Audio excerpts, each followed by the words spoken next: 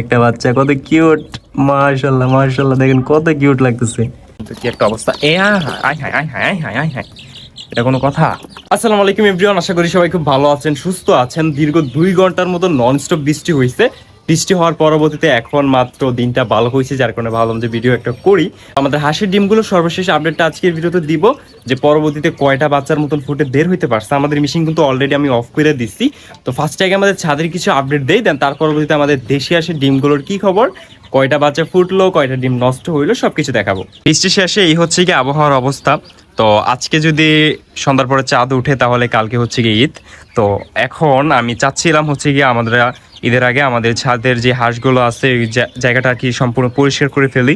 এই কারণে আমি একটা বৃষ্টির আশায় বসেছিলাম। তো আলহামদুলিল্লাহ খুবই ভালো বৃষ্টি হয়েছে, এবং এত পরিমাণে বৃষ্টি হয়েছে আমার ছাদের হাঁসের যে ড্রপিং ছিল বা ছাদটা যত ময়লা ছিল সবগুলো একদম পরিষ্কার হয়ে গেছে বৃষ্টির পানিতে। এখন দেখতেও একদম ঝকঝক করতেছে। তো এখানে দেখতে পাচ্ছেন মাশাআল্লাহ আমাদের হাঁসগুলো খুবই খুশি। আমাদের অন্যান্য পোষা প্রাণীগুলো এই বৃষ্টির ভিতরে অখুশি থাকলেও আমাদের চীনা হাঁস বলেন এগুলা খুবই আনন্দ হয়ে যায়, অর্থাৎ আনন্দ পায়। এই বৃষ্টির ভিতরে ভিজতে ওরা খুবই খুশি হয়ে যায়, এবং বৃষ্টির পানিটা পেয়ে ওরা খুবই হ্যাপি হয়ে যায়। আমরা অন্যান্য পোষা প্রাণীগুলো কষ্ট করলেও ওরা কষ্ট করে না, ওরা আনন্দে থাকে। এ হচ্ছে গিয়ে কথা। ওখানে আমাদের মুরগির বাচ্চাগুলো আছে, ওদেরকে একটু দেখাই। বৃষ্টির পরবর্তীতে বৃষ্টির সময় যদি ওরা ভিতরে ছিল, ভাবলাম যে যেহেতু এখন হালকা পাতলা আবহাওয়াটা গরম আছে, ওদেরকে একটু বাইরে নিয়ে আসি। দেখেন আমাদের বাচ্চাগুলো মাশাআল্লাহ আসতে, আমাদের মুরগির বাচ্চাগুলো মাশাআল্লাহ খুবই বড় বড় হয়ে গেছে, মোটামুটি একটা সাইজে আসছে।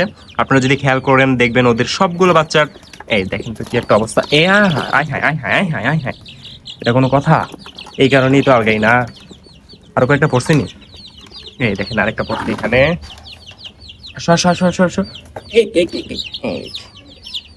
প্রচুর পোংটা হয়ে গেছে, ঢেকে দিলাম। এটা ঢেকে রাখি একটা কারণে, বাচ্চাগুলো আগে থেকে খুবই চঞ্চল হয়ে গেছে মাশাআল্লাহ। তো এখানে কয়টা আছে, 10টা আছে নাকি আরো? পাঁচ পাঁচ, হ্যাঁ 10টা আছে। আলহামদুলিল্লাহ 10টা বাচ্চাই সুস্থ সবল আছে এখন পর্যন্ত। ওরা খাবার দাবার খাইতেছে, ধীরে ধীরে বড় হইতেছে, এবং ওদের চঞ্চলতাটা তো আপনারা দেখতেই পারতেছেন কতটা পরিমাণে দুষ্ট হয়ে গেছে এক একটা বাচ্চা। তো এখন কথা হচ্ছে গিয়ে, আমরা যে দেশি হাঁসের ডিমগুলো লাস্টের ভিডিওতে দেখাইছিলাম, মনে হয় 7টা বাচ্চা আমরা ব্রুডিং এর ভিতরে দিছি। এখন যেহেতু 30টা ডিম থেকে কয়টা বাচ্চা সর্বমোট ফুটে বের হইলো ওইটা এখন আপনাদেরকে দেখাবো।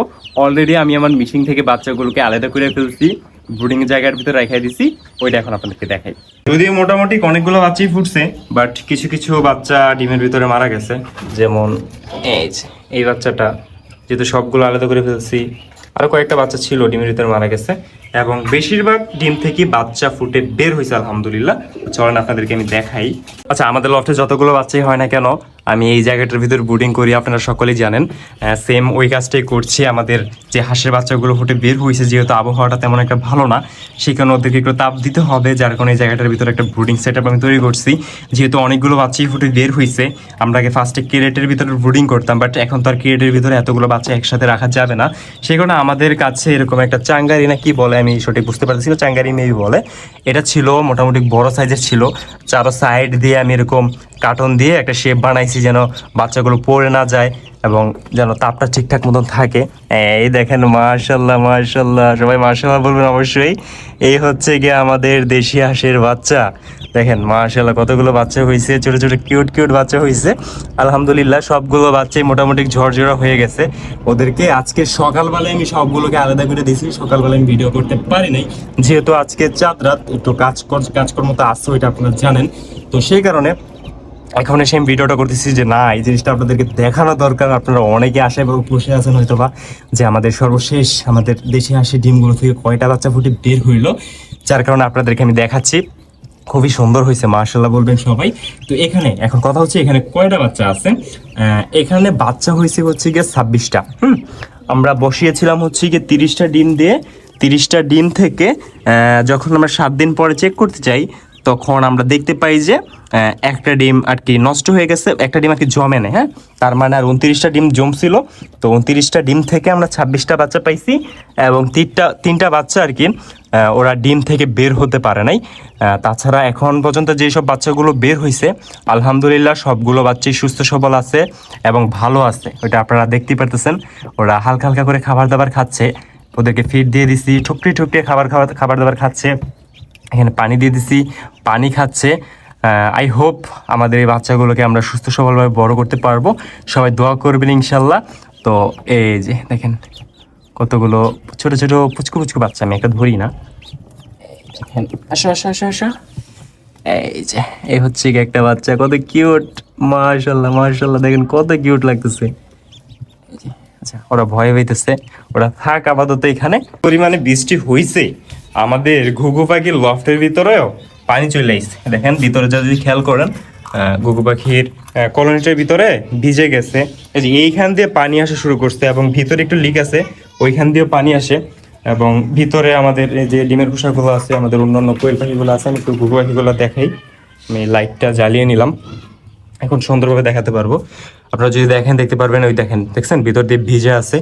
তো ওই সাইডটা দিয়ে একটা আর কি ছোট একটা ফাঁক আছে হয়তো বা, ওইখান দিয়ে পানিগুলো যখন অতিরিক্ত পানি হয়ে যায় তখন ভিতরে আসতে পারে আর কি, চুয়ে চুয়ে আসে হালকা হালকা করে। এখানে ওই যে গুগু পাখিটা ওদের বাচ্চাকে আর কি দিচ্ছে। এই যে, বাচ্চাটা মোটামুটি বড় হয়েছে। আজকে দেখছিলাম যে বাচ্চাটাকে সুন্দর মতন খাবার দাবার খাওয়াচ্ছে। তো সবাই দোয়া করবেন আমাদের হাঁসের বাচ্চাগুলোর জন্য, বাচ্চাগুলোর জন্য সুস্থ সবল থাকে। আর এখানে আমাদের চীনা হাঁসগুলো আছে, আলহামদুলিল্লাহ চীনা হাঁসগুলো ধীরে ধীরে বড় হইতেছে, মোটামুটি অনেকটাই বড় হয়ে গেছে। একটু মাছের আপডেট একটু দিয়ে দিই। আজকে অনেকদিন পরে একটু দেখছিলাম, দেখলাম যে না আলহামদুলিল্লাহ যে কটা মাছ ছিল মোটামুটি কয়েকটা মাছের খুবই সুন্দর কালার আসছে। এই যে এখানে একটা মাছ দেখা যাচ্ছে, এই দেখছেন, এই যে এই যে নড়াচড়া করতেছে, খুবই সুন্দর কালার আসছে। এই যে মাশাল্লাহ মাশাল্লাহ।